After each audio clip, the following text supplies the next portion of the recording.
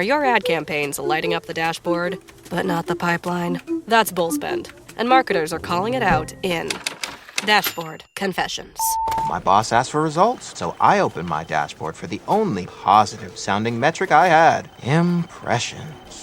Cut the bull spend. See revenue, not just reach. LinkedIn delivers the highest return on ad spend of major ad networks. Advertise on LinkedIn. Spend $250 on your first campaign and get a $250 credit. Go to linkedin.com/campaign. Terms and conditions apply. Debajo de tus pies, ahora mismo, hay un océano escondido, con 3 veces más agua que todos los mares del mundo juntos. No es una teoría.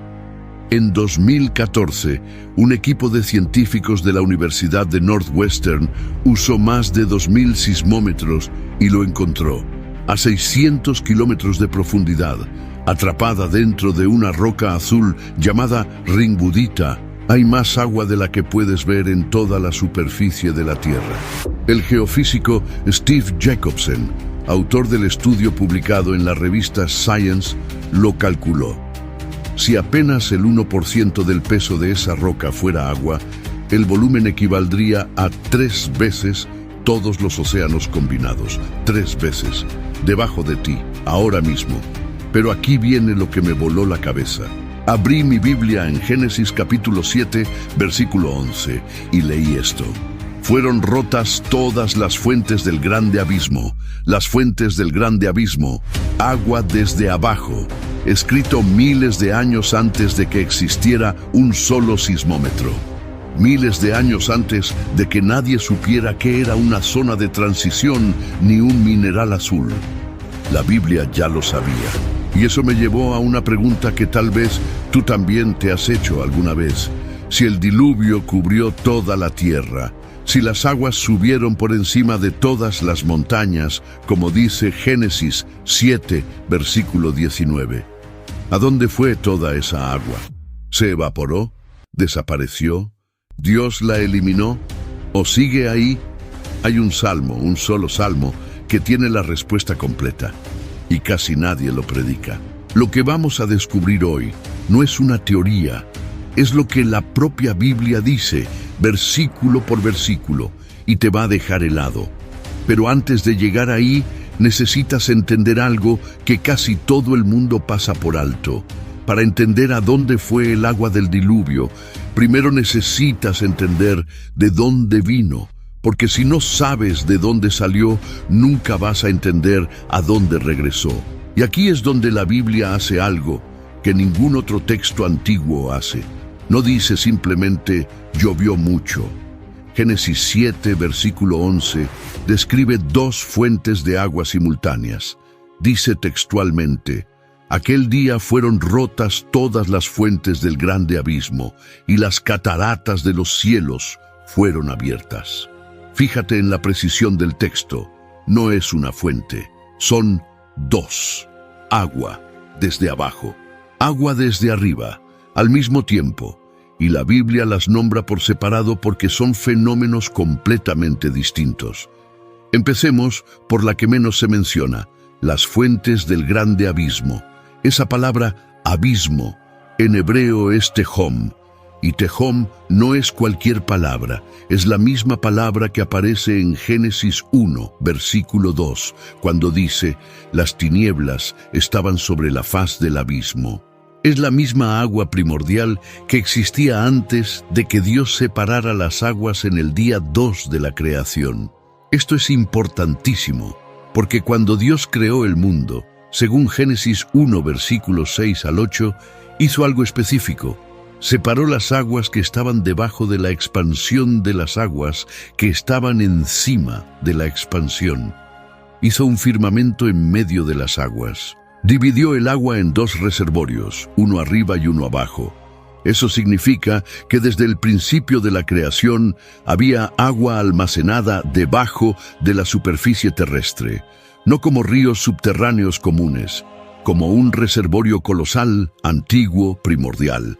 Las fuentes del Tehom, las fuentes del grande abismo, y ahora piensa en cómo era ese mundo.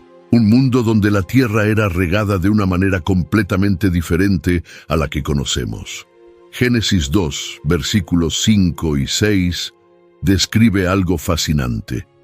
Aún no había Dios hecho llover sobre la tierra, sino que subía de la tierra un vapor, el cual regaba toda la faz de la tierra. No llovía, el agua subía desde abajo, un sistema de irrigación subterráneo diseñado por el Creador, donde los reservorios profundos alimentaban la superficie a través de manantiales y vapor. Era un planeta con un ciclo hidrológico completamente diferente al actual. Algunos estudiosos del texto hebreo señalan que la palabra hebrea ed, traducida como vapor, en Génesis 2, versículo 6, también puede significar manantial o corriente que sube. No era niebla ligera, era un sistema activo de agua que emergía desde las profundidades para mantener toda la vegetación del planeta. Un sistema que dependía directamente de esas fuentes del Tehom. Y durante generaciones, ese sistema funcionó en equilibrio perfecto. El agua de arriba, el agua de abajo, la tierra en medio, un equilibrio sostenido por el diseño de Dios, hasta que llegó Génesis 7, versículo 11. Y dice que esas fuentes fueron rotas. La palabra hebrea para rotas es baka, que significa literalmente reventar, agrietar, romper con violencia. No fue una filtración lenta, fue una explosión, como si el suelo de todo el planeta se hubiera agrietado simultáneamente y el agua subterránea hubiera reventado hacia arriba con una fuerza que no podemos imaginar. Al mismo tiempo, dice que las cataratas de los cielos fueron abiertas. La palabra para cataratas en hebreo es arubá, que se usa para describir las compuertas de una represa. No es lluvia normal. Es como si el cielo tuviera compuertas que durante toda la historia de la humanidad habían estado cerradas, y de pronto alguien las abrió todas al mismo tiempo. Agua desde abajo, reventando la corteza, agua desde arriba cayendo como cascada, dos fuentes simultáneas. Y esto duró 40 días y 40 noches sin parar, según Génesis 7, versículo 12. 40 días de lluvia continua mientras el suelo se abría bajo los pies de la humanidad. Pero eso fue solo el comienzo, porque lo que muchos no saben es que después de que las fuentes se abrieron y la lluvia comenzó, el agua siguió subiendo durante 150 días. Génesis 7, versículo 24. Y prevalecieron las aguas sobre la tierra 150 días. 5 meses, 150 días de agua subiendo, subiendo, subiendo. Y no estamos hablando de una inundación local. Génesis 7, versículo 19, es brutalmente claro. Y las aguas subieron mucho sobre la tierra, y todos los montes altos que había debajo de todos los cielos fueron cubiertos. Todos los montes altos, debajo de todos los cielos. El texto hebreo no deja margen para interpretación regional. La palabra kol, que se traduce como todos, aparece repetida para enfatizar la totalidad absoluta, y el versículo 20 agrega un detalle que parece menor, pero que es devastador. 15 codos más alto subieron las aguas, después que fueron cubiertos los montes. 15 codos son aproximadamente 7 metros. 7 metros por encima de la montaña más alta. Eso significa que cuando el diluvio alcanzó su punto máximo, no había un solo centímetro de tierra seca visible en todo el planeta. Ni una roca, ni una isla, ni una cima. Nada. Imagina que estás en un avión, mirando por la ventanilla, y en vez de ver continentes, ciudades, montañas, solo ves agua, hasta donde alcanza la vista, en todas las direcciones. Eso era la tierra durante el diluvio, y ahora piensa en la cantidad de agua necesaria para lograr eso, para cubrir todas las montañas del mundo 7 metros por encima de la cima. Estamos hablando de un volumen de agua que desafía la imaginación humana. Miles de millones de kilómetros cúbicos de agua adicional sobre la superficie. La pregunta entonces no es exagerada, es legítima, es urgente. ¿A dónde fue toda esa agua?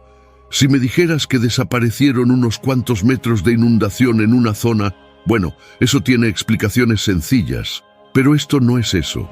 Esto es la totalidad del planeta cubierto por agua 7 metros por encima de la montaña más alta. Y eso simplemente no puede evaporarse. El agua no desaparece, no se destruye, no deja de existir. Entonces, ¿a dónde fue? Hay un salmo que casi nadie conecta con el diluvio. Un salmo que la mayoría de la gente lee como un poema bonito sobre la creación, sin darse cuenta de que contiene una de las revelaciones geológicas más impresionantes de toda la Biblia. Y ese salmo va a responder esta pregunta de una manera que probablemente nunca has escuchado. Si esto te está volando la cabeza tanto como me la voló a mí cuando lo descubrí, dale like ahora, porque lo que viene es aún más fuerte. Salmo 104, versículos del 6 al 9. Lee esto conmigo y presta atención a cada palabra, porque cada frase es una pieza del rompecabezas. Pero antes, necesitas saber algo sobre este salmo. El Salmo 104 es uno de los grandes salmos de la creación. Es una meditación poética sobre el poder de Dios manifestado en la naturaleza. Y muchos estudiosos han notado que su estructura sigue de cerca el orden de los 6 días de la creación en Génesis 1.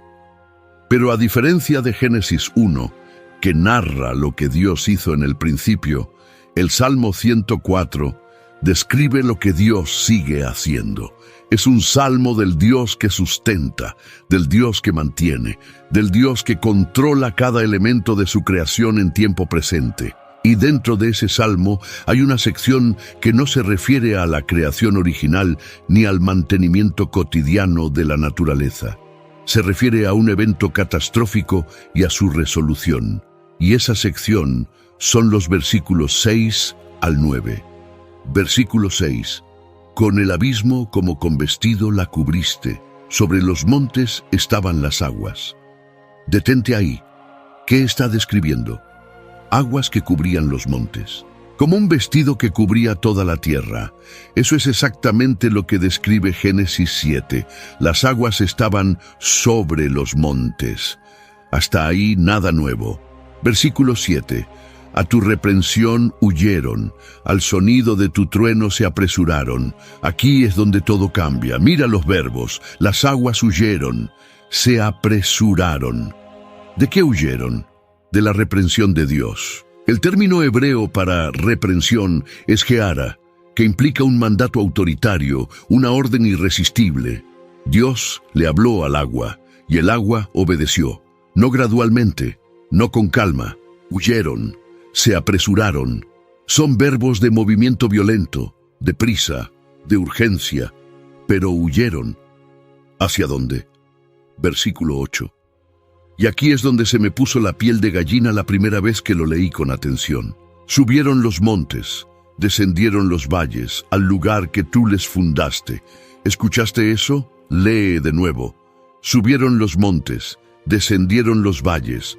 Los montes subieron, los valles descendieron.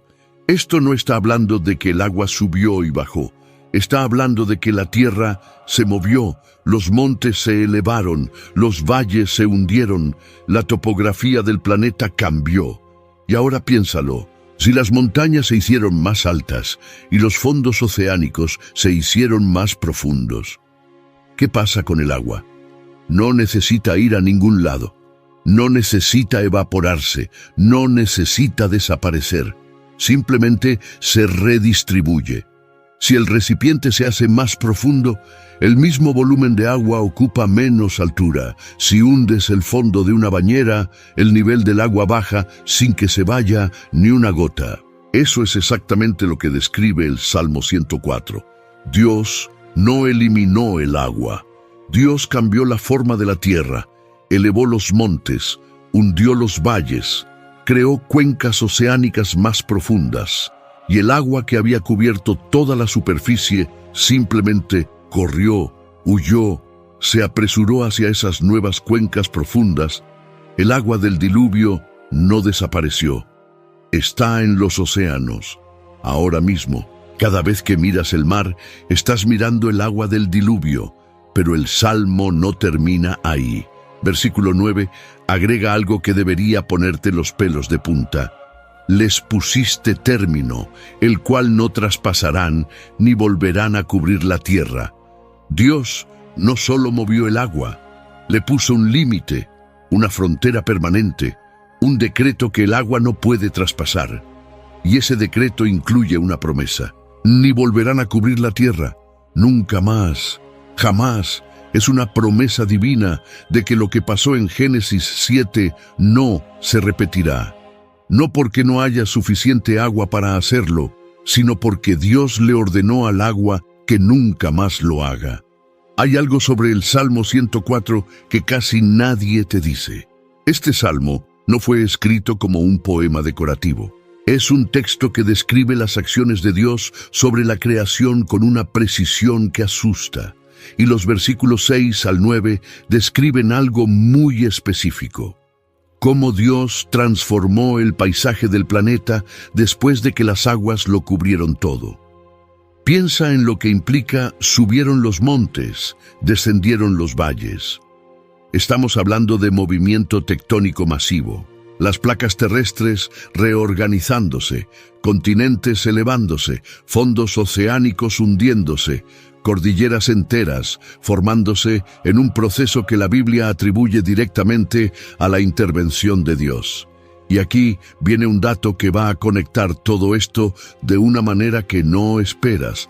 La fosa de las Marianas en el Pacífico Occidental es el punto más profundo de todos los océanos del planeta. Su profundidad máxima, medida en un lugar llamado el Abismo de Challenger, alcanza casi 11.000 metros bajo el nivel del mar, 11 kilómetros hacia abajo.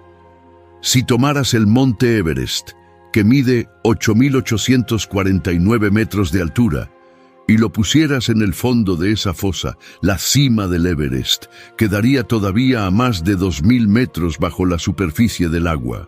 Ahora imagina que esa fosa no existía antes del diluvio.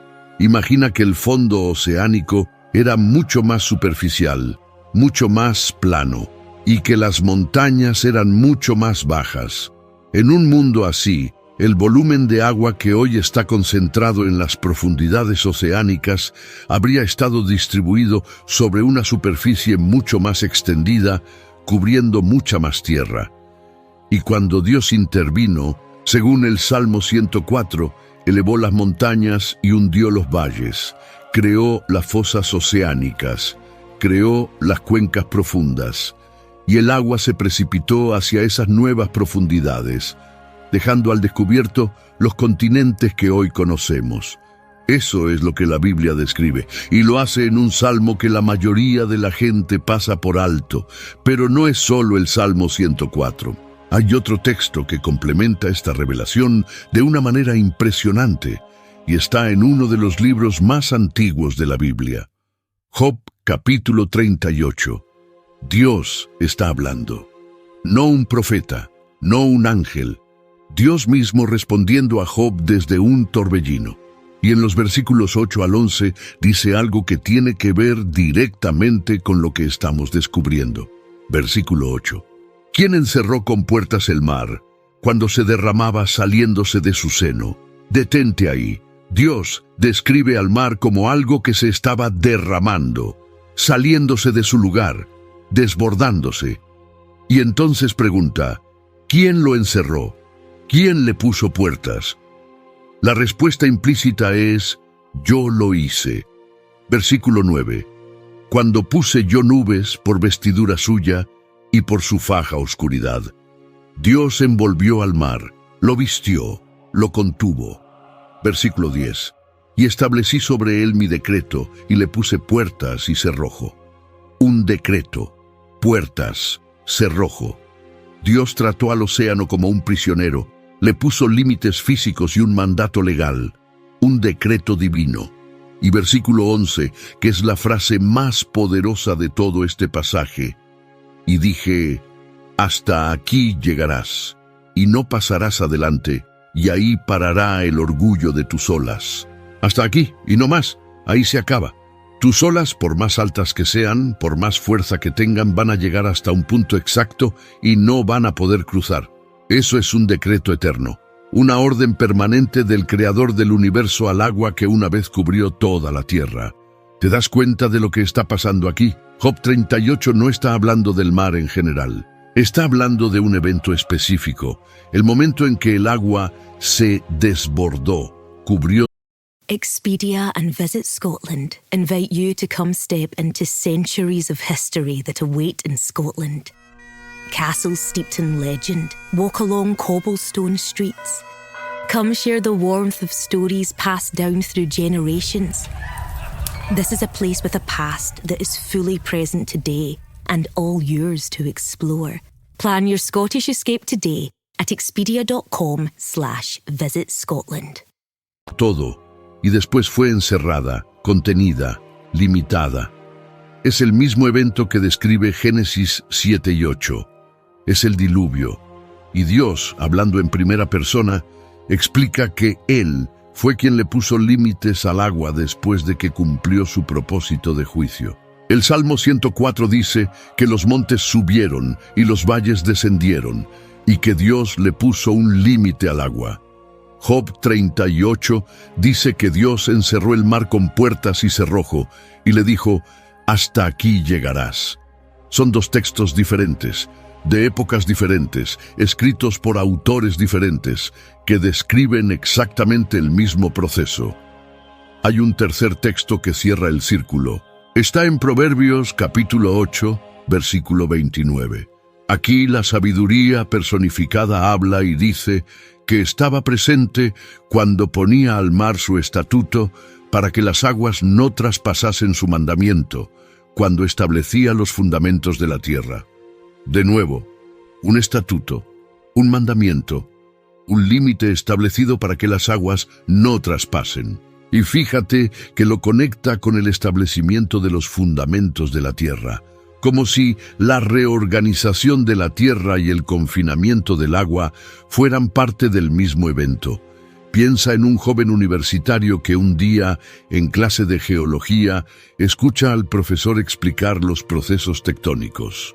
Le hablan de cómo las montañas se elevan por colisiones de placas, de cómo las fosas oceánicas se forman por subducción, de cómo la corteza terrestre está en constante movimiento. Y este joven, que creció leyendo la Biblia con su familia, de repente abre los ojos enormes, porque reconoce lo que el profesor está describiendo. Subieron los montes, descendieron los valles. Lo dice el Salmo 104. Lo escribieron miles de años antes de que alguien entendiera qué era una placa tectónica. Y no se trata de decir que la Biblia es un libro de ciencia. No lo es.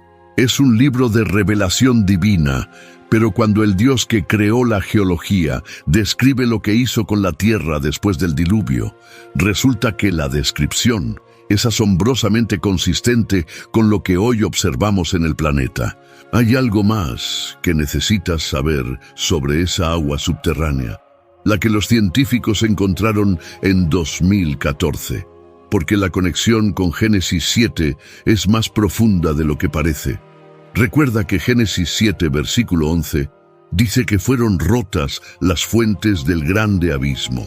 Esa agua subterránea reventó hacia la superficie, pero después, en Génesis 8, versículo 2, dice algo crucial. Y se cerraron las fuentes del abismo y las cataratas de los cielos, y la lluvia de los cielos fue detenida. Se cerraron. Las fuentes que se habían abierto fueron cerradas de nuevo. La lluvia fue detenida. Y entonces Génesis 8, versículo 1, describe lo que Dios hizo.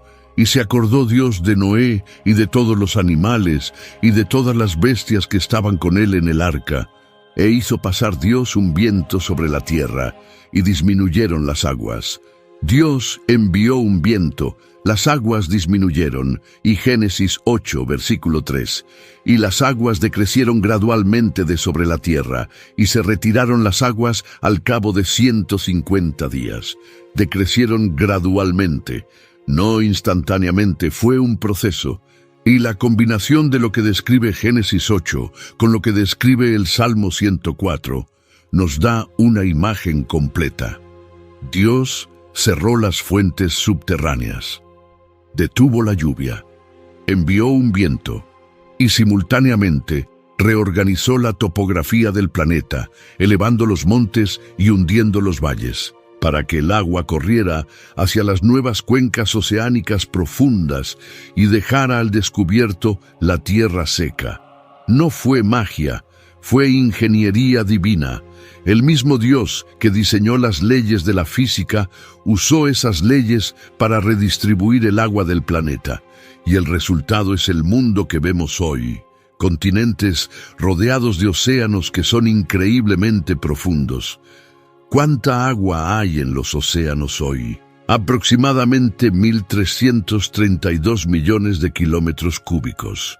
El 71% de la superficie del planeta está cubierto de agua. Los océanos tienen una profundidad promedio de 3.700 metros, pero con fosas que llegan a más de 10.000 metros. ¿Y cuánta agua necesitaría el diluvio para cubrir toda la Tierra? Si la topografía prediluviana era diferente, con montañas más bajas y fondos oceánicos más superficiales, como sugiere el Salmo 104, el volumen de agua necesario no sería tan descomunal como parece a primera vista. No necesitas crear agua nueva.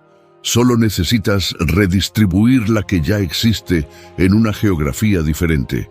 Pero volvamos a algo que mencioné al principio y que ahora cobra un significado completamente nuevo. Los científicos en 2014 encontraron que en la zona de transición del manto terrestre, entre 410 y 660 kilómetros de profundidad, existe un reservorio de agua atrapada dentro de un mineral llamado ringwoodita. No es agua líquida, está atrapada en la estructura cristalina de la roca como iones de hidróxido, pero el volumen es monstruoso. Si apenas el 1% del peso de esa roca fuera agua, el volumen equivaldría a 3 veces toda el agua de los océanos de la superficie. 3 veces. Debajo de nosotros, en las entrañas de la tierra, exactamente donde Génesis 7 dijo que estaba. Y ahora lee de nuevo Génesis 7, versículo 11. Fueron rotas todas las fuentes del grande abismo. Todas, no algunas, todas. El agua que estaba almacenada en las profundidades de la tierra reventó hacia la superficie con violencia. Y cuando Dios cerró esas fuentes, como dice Génesis 8, versículo 2, parte de esa agua regresó a las profundidades. Parte quedó en la superficie, llenando las nuevas cuencas oceánicas profundas.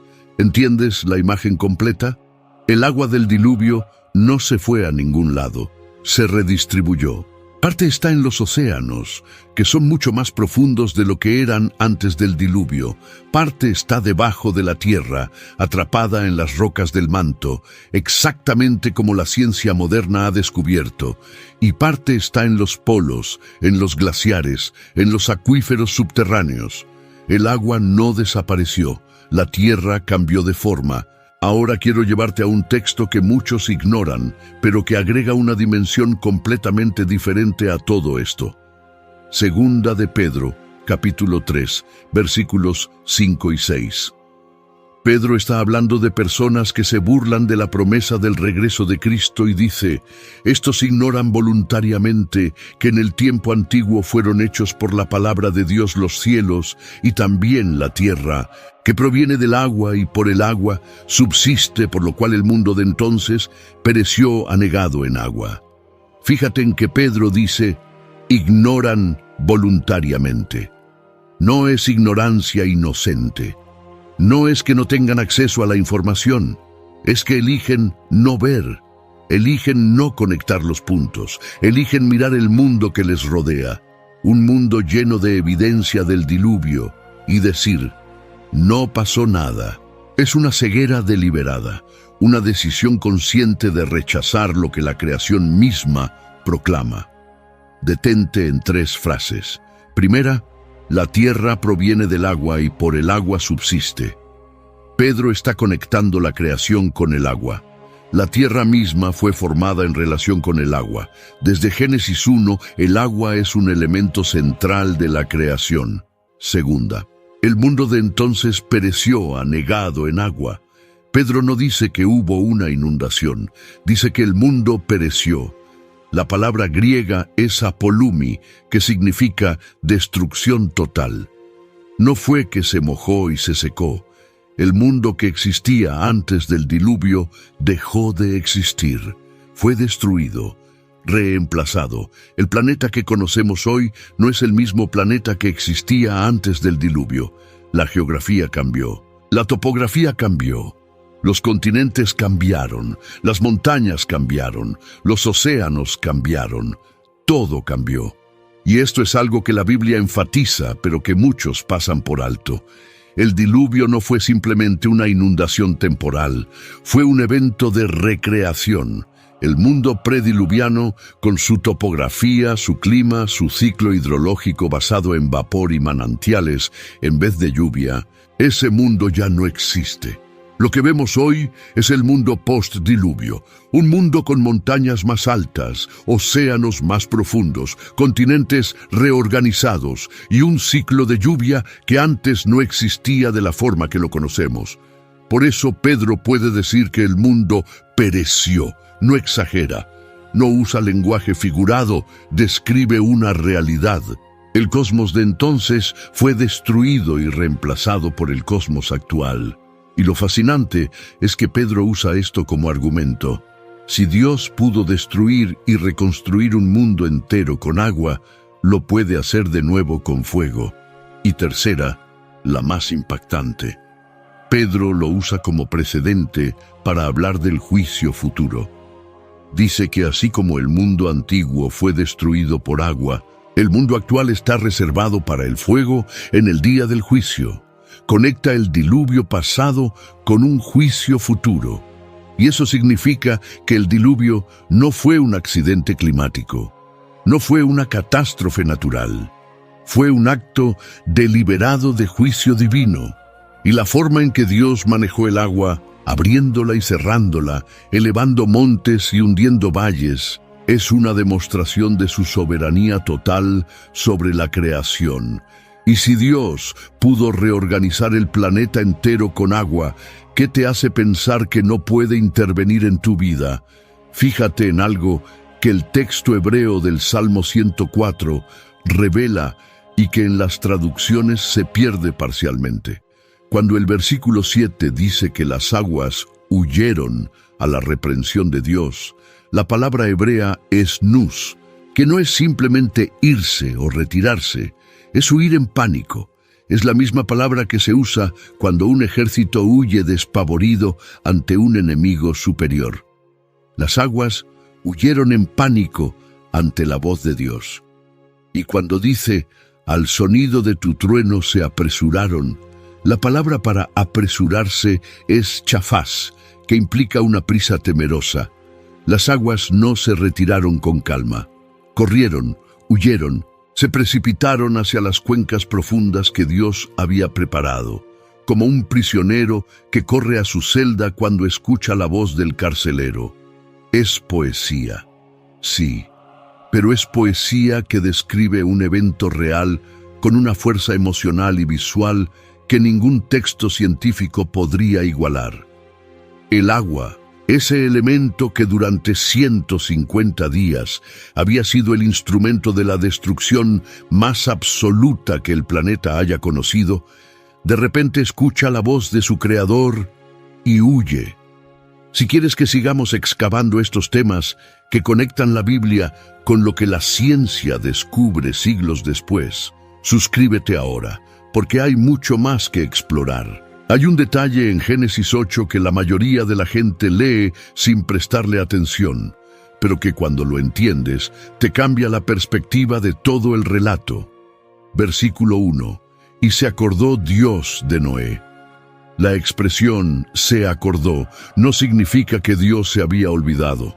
La palabra hebrea sacar no implica recuperar un recuerdo perdido, implica actuar en favor de alguien. Es la misma palabra que se usa en Génesis 19, versículo 29, cuando dice que Dios se acordó de Abraham y sacó a Lot de Sodoma. No es memoria, es intervención. Noé llevaba meses flotando en un arca sobre un mundo ahogado. 150 días, 5 meses sin ver tierra, sin saber cuánto más duraría, sin GPS, sin radio, sin mapa, solo madera, agua y la promesa de que Dios no lo había abandonado.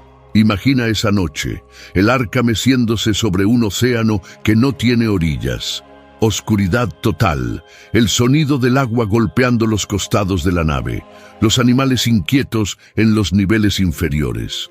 Noé, probablemente parado junto a la ventana del arca que Dios le había mandado construir, mirando hacia afuera y viendo solo agua, agua y más agua. Y de repente siente un cambio, el viento, un viento que no había sentido en meses. Génesis 8, versículo 1, «E hizo pasar Dios un viento sobre la tierra, y disminuyeron las aguas». El viento fue la primera señal, la primera evidencia tangible de que Dios estaba actuando. Y ese viento no era decorativo, era funcional. La palabra hebrea para viento aquí es ruach, la misma palabra que se usa para el Espíritu de Dios, que se movía sobre las aguas en Génesis 1, versículo 2. El mismo ruach que participó en la creación ahora participaba en la recreación. Dios estaba rehaciendo el mundo. Es imposible pasar por alto este paralelo. En Génesis 1, la tierra estaba cubierta de agua, el Espíritu de Dios se movía sobre la faz de las aguas, y Dios habló para que la tierra seca apareciera. En Génesis 8, la tierra estaba cubierta de agua. Dios envió su ruach sobre las aguas, y la tierra seca volvió a aparecer. Es como si Dios hubiera presionado un botón de reinicio, como si estuviera recreando el mundo desde cero, pero esta vez con Noé y su familia como los nuevos custodios. Y las similitudes no terminan ahí. Después del diluvio, Dios le dice a Noé en Génesis 9, versículo 1, «Fructificad y multiplicaos y llenad la tierra». Es la misma orden que le dio a Adán en Génesis 1, versículo 28.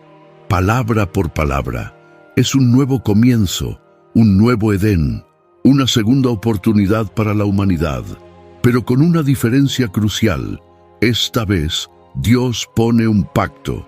Esta vez, Dios establece límites para el agua, para el juicio y para la relación entre Dios y la humanidad.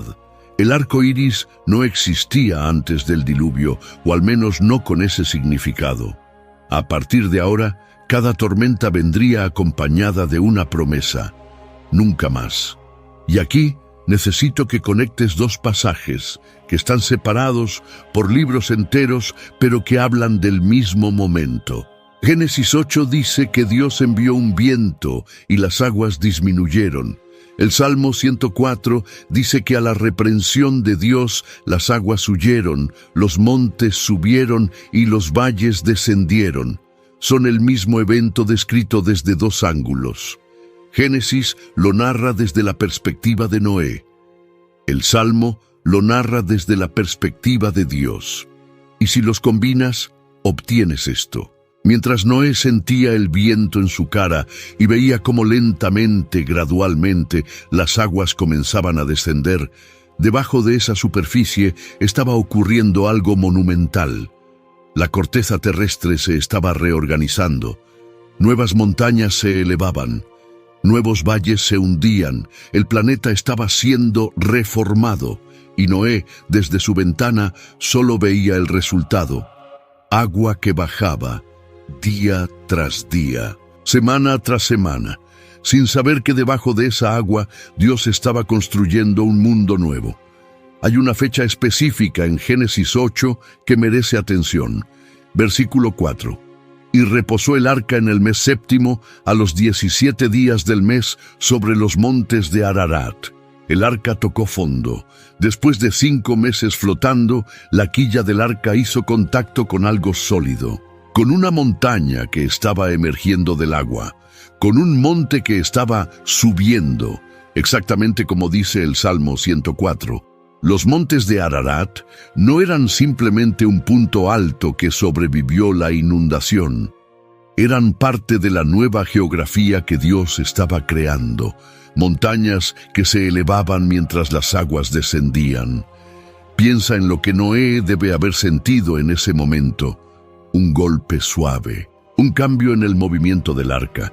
Durante 5 meses, el arca se había mecido sobre las aguas, subiendo y bajando con las olas, sin un punto fijo, sin un ancla, sin tierra, y de repente, quietud, estabilidad. El arca ya no se movía libremente, estaba posada sobre algo sólido, no podía ver qué había debajo, no podía salir a comprobarlo, solo sabía que algo había cambiado. Después de 150 días de incertidumbre, de confiar solamente en la promesa de Dios, ahora tenía una primera señal tangible de que la tierra estaba reapareciendo. El arca descansaba. Y la palabra que Génesis usa para eso, Nuach, es la raíz misma del nombre de Noé. Noé significa descanso, y su arca finalmente descansó, en el momento justo, en el lugar preparado por Dios. Pero todavía faltaba mucho. Noé todavía no podía ver tierra seca. Versículo 5. Y las aguas fueron decreciendo hasta el mes 10. En el 10, al primero del mes, se descubrieron las cimas de los montes. 2 meses y medio después de que el arca tocó fondo en Ararat, recién se hicieron visibles las cimas de otras montañas. 2 meses y medio más de paciencia, de espera, de mirar por la ventana cada mañana, esperando ver algo que no fuera agua. Y cuando finalmente las cimas aparecieron, debió ser un momento indescriptible. Después de más de 7 meses sin ver tierra, las primeras puntas de roca asomaron sobre la superficie. Pequeñas al principio, apenas visibles, pero reales, sólidas, prueba irrefutable de que el mundo estaba regresando. O mejor dicho, de que un mundo nuevo estaba emergiendo. Eso te da una idea de la escala del proceso. Las aguas estaban bajando, sí, pero estaban bajando porque las cuencas oceánicas se estaban profundizando simultáneamente, absorbiendo cantidades colosales de agua. Y la tierra emergía gradualmente, como un escultor que va revelando su obra poco a poco, quitando el agua como se quita un velo.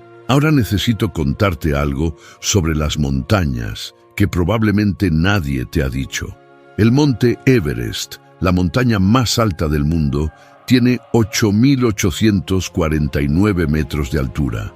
Pero lo que casi nadie sabe es que en la cumbre del Everest se han encontrado fósiles marinos, fósiles de criaturas que vivían en el fondo del mar, crinoideos, trilobites, conchas, en la cima de la montaña más alta del planeta.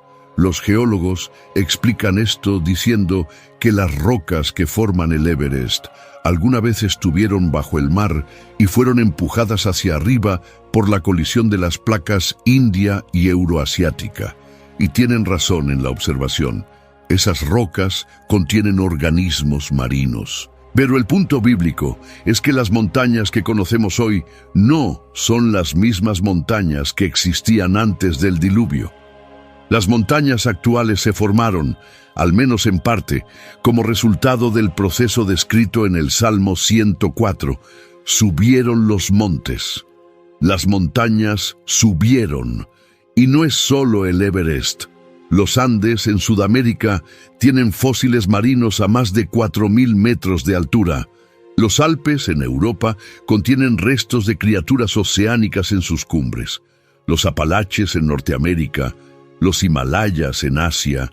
Prácticamente todas las grandes cordilleras del mundo contienen evidencia de que alguna vez estuvieron bajo el agua. Es un fenómeno global, no regional. no aislado, global. Y el Salmo 33, versículo 7, dice algo impresionante sobre este poder de Dios sobre las aguas. Él junta como montón las aguas del mar. Él pone en depósitos los abismos. Dios junta las aguas como quien hace un montón, las pone en depósitos, como si las almacenara, como si tuviera contenedores diseñados específicamente para guardar toda esa agua. Y eso es exactamente lo que son las cuencas oceánicas, depósitos. Contenedores geológicos donde Dios almacenó el agua del diluvio después de reorganizar el planeta. Y si las montañas prediluvianas eran significativamente más bajas que las actuales, la cantidad de agua necesaria para cubrirlas sería mucho menor de lo que calculamos basándonos en la topografía actual. No necesitas cubrir un Everest de casi 9.000 metros. Necesitas cubrir montañas de quizás la mitad o un tercio de esa altura, y el agua para hacerlo ya existía en los océanos, en el subsuelo y en la atmósfera. Todo encaja, no como una coincidencia casual, como un sistema diseñado. Piensa en una familia sentada en su sala un domingo por la noche, viendo un documental sobre los océanos. El padre, que trabaja toda la semana y apenas tiene tiempo para conversar sobre estas cosas, mira las imágenes de las fosas oceánicas y le dice a su hijo adolescente: ¿te imaginas que toda esa profundidad, toda esa agua, es lo que quedó del diluvio de Noé? Y el hijo lo mira con esa mezcla de curiosidad y escepticismo típica de la adolescencia. Papá, eso no tiene sentido. ¿Cómo va a caber tanta agua en un planeta? Y el padre sonríe, porque ahora sabe la respuesta, no porque sea geólogo, sino porque leyó el Salmo 104. No es que cupo, hijo, es que la tierra cambió de forma, y esa conversación, ese momento, vale más que 1000 sermones, porque no se trata de ganar un debate. Se trata de entender que el Dios que escribió la Biblia es el mismo Dios que diseñó el planeta, y que cuando describe lo que hizo, no se contradice con lo que vemos. Hay algo más que quiero mostrarte. Génesis 9, versículos 11 al 15.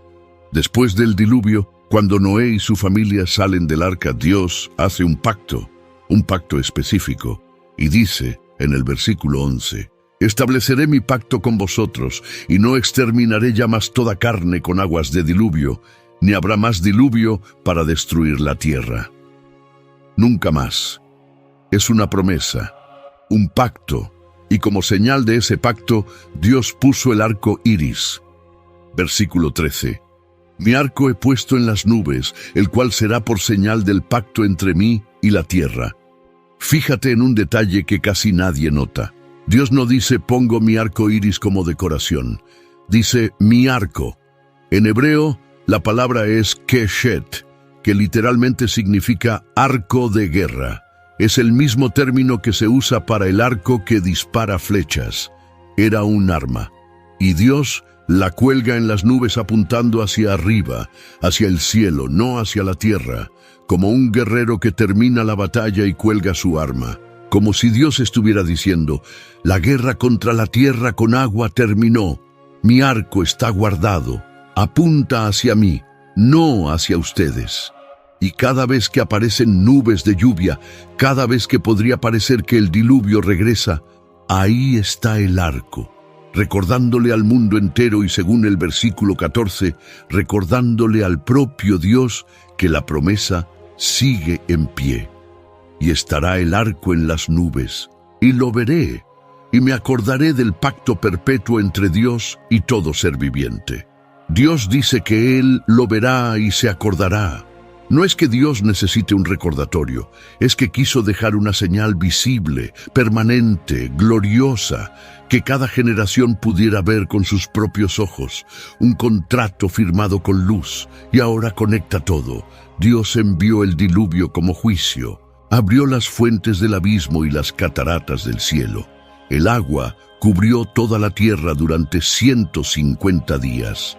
Después, Dios cerró las fuentes, envió el viento, elevó las montañas, hundió los valles, y el agua corrió hacia las nuevas cuencas oceánicas profundas. Luego le puso un límite al agua. Hasta aquí llegarás y no más. Y finalmente hizo un pacto. Nunca más destruiré la tierra con agua. El arco iris no es solo un fenómeno óptico bonito, es un recordatorio permanente de que las aguas que ves en el océano son las mismas aguas del diluvio, pero ahora están contenidas por un decreto divino. Cada vez que ves un arco iris después de la lluvia, estás viendo la firma de Dios en un contrato que dice: el agua no volverá a cubrir la tierra.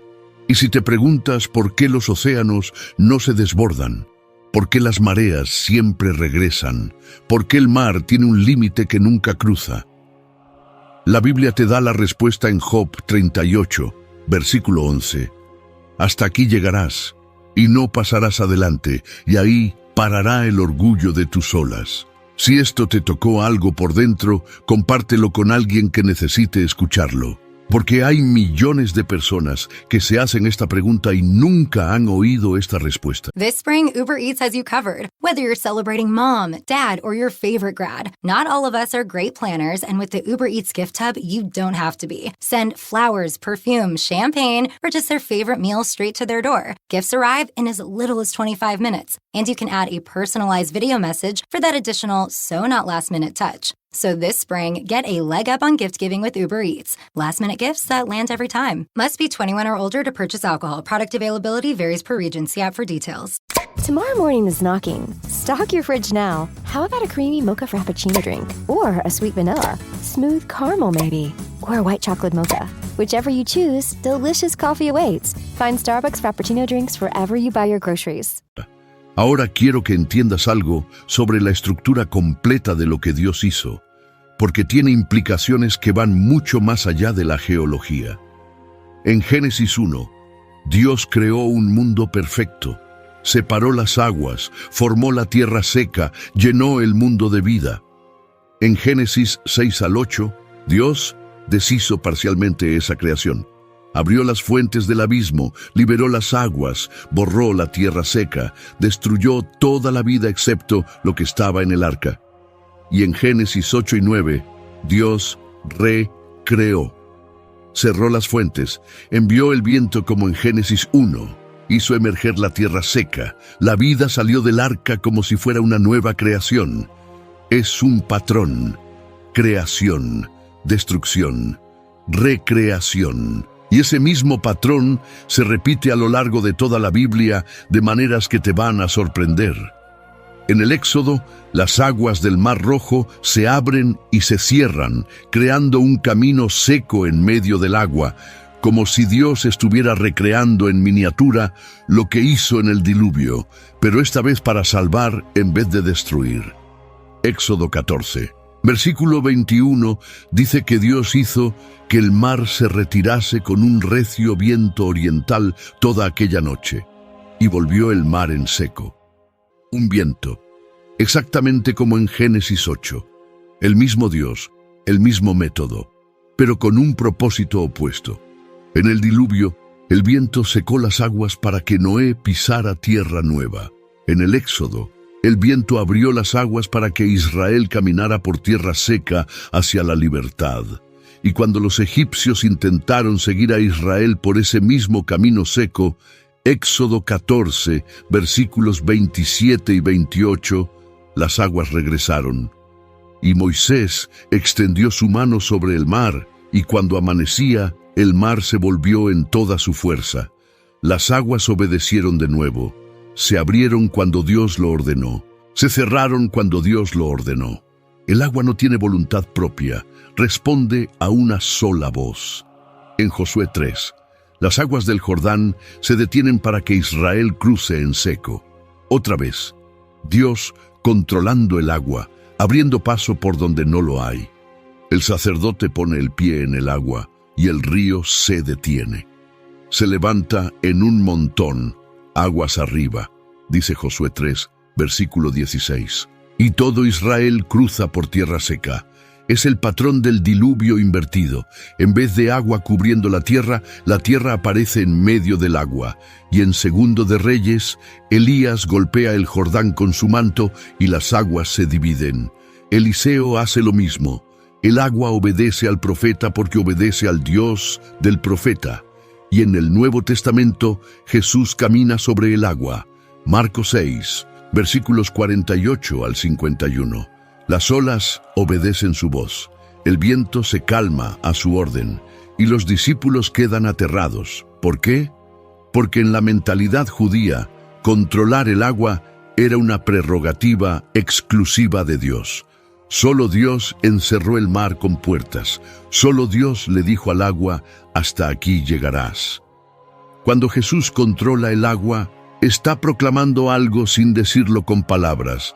Yo soy el mismo que encerró el mar en Job 38. Yo soy el mismo que hizo huir las aguas en el Salmo 104. Isaías capítulo 54, versículos 9 y 10, hace la conexión explícita.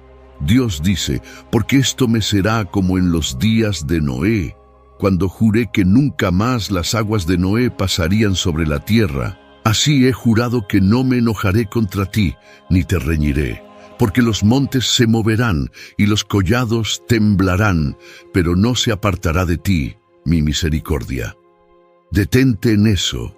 Dios compara su promesa de amor con su promesa post-diluvio. Dice, así como juré que el agua nunca más cubriría la tierra, así juro que mi misericordia nunca se apartará de ti. La misma certeza, la misma firmeza, la misma garantía absoluta. Los montes se moverán, los collados temblarán, todo puede cambiar. Pero la misericordia de Dios no se apartará. Y no es solo Isaías quien hace esta conexión. Jeremías capítulo 5, versículo 22, registra a Dios diciendo, «A mí no me temeréis, dice Jehová, no os amedrentaréis ante mi presencia, que puse arena por término al mar, por ordenación eterna que no quebrantará. Se levantarán sus ondas, mas no prevalecerán, bramará, mas no lo pasarán». Arena. Dios dice que puso arena como barrera para el océano. Algo tan frágil, tan aparentemente insignificante como granos de arena en una playa, es la barrera que contiene un océano con fuerza suficiente para destruir ciudades enteras. Y funciona cada día, cada hora, cada segundo. Las olas llegan hasta la arena y se devuelven, braman, se levantan, pero no prevalecen. No porque la arena sea fuerte, sino porque detrás de esa arena hay un decreto, una ordenación eterna que no se quebranta. Es el mismo principio. Job 38, hasta aquí llegarás. Salmo 104, les pusiste término. Proverbios 8, las aguas no traspasarán su mandamiento. Jeremías 5, puse arena por término al mar. 4 textos, 4 autores, 4 épocas, un solo mensaje. Dios controla el agua, y eso significa que cada vez que miras el océano y ves que no se desborda, cada vez que la marea sube y después baja, cada vez que las olas golpean la orilla y regresan, estás viendo una promesa en acción. Estás viendo la fidelidad de Dios manifestada en la geología. El agua obedece un decreto que tiene miles de años. Y si Dios cumple su promesa con el agua, ¿crees que no va a cumplir sus promesas contigo?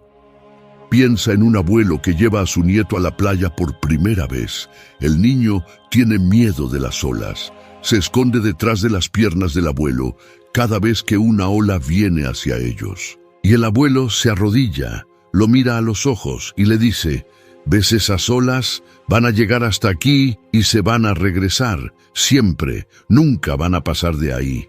Y el niño pregunta, ¿por qué? Y el abuelo sonríe. Porque alguien más grande que las olas les dijo que se detengan. Eso es lo que Job 38 enseña. Eso es lo que el Salmo 104 describe. Y eso es lo que el arco iris recuerda. El agua del diluvio no desapareció. está debajo de tus pies, atrapada en la roca a 600 kilómetros de profundidad. Está en los océanos, en fosas que alcanzan 11.000 metros de profundidad. Está en los glaciares de los polos. Está en cada gota de lluvia que cae del cielo. Es la misma agua, reorganizada, redistribuida, contenida por un decreto que tiene la misma fuerza hoy que cuando Dios lo pronunció por primera vez.